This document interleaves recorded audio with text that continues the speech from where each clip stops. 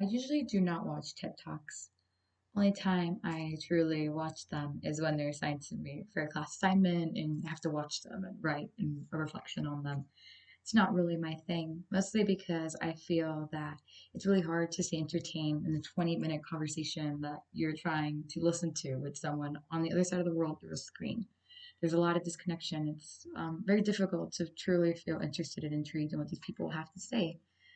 However, I generally found myself intrigued with what Marc Kushner had to say in this TED Talk.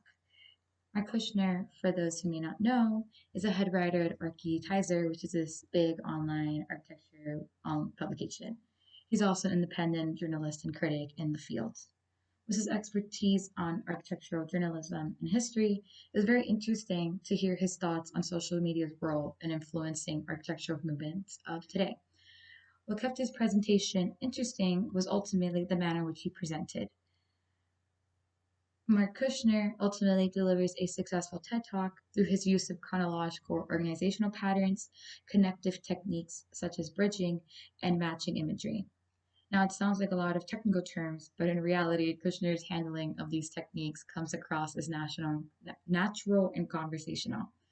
Throughout his entire presentation, Kushner uses a chronological organizational pattern. By recalling architectural history of the past 30 years, from in an order from past to present, from the 70s to 2020, the audience can easily follow along with his talking points.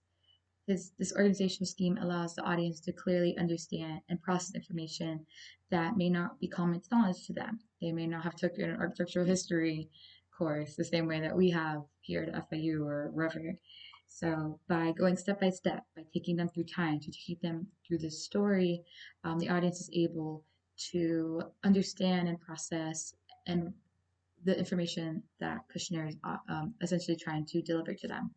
This organizational scheme, delivered alongside his witty and conversational tone, keeps the audience hooked.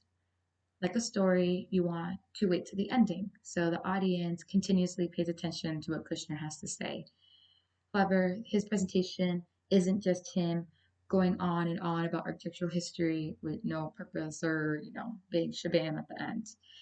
Kushner takes pauses in between the chronological storytelling to bridge together these conceptual points that he's trying to make about social media and its relationship to the architectural community and the people. By bridging information, Kushner helps the audience understand the context behind these conceptual points he's making. Essentially, he is talking about history, but he's also talking about this overarching pendulum effect where, innovation and symbolism and how they influence design in its retrospect. And by bridging information, by bridging that stories with the stories of earlier of just history itself, he's able to make his various complex subpoints clear and understandable for the audience. These complex ideas um, are usually explained through words, when you're giving a speech or public speaking. So it's very hard for sometimes the audience to understand what you're talking about, especially when they are unknowledgeable of maybe the details of these conversations. So Kushner takes advantage of his stage presence and pairs his speech with a perfectly timed imagery that he displays on the big screen that is behind him when he's talking. Kushner's use of imagery, especially when he is referencing specific movements and styles, is super helpful in getting his point across to the audience.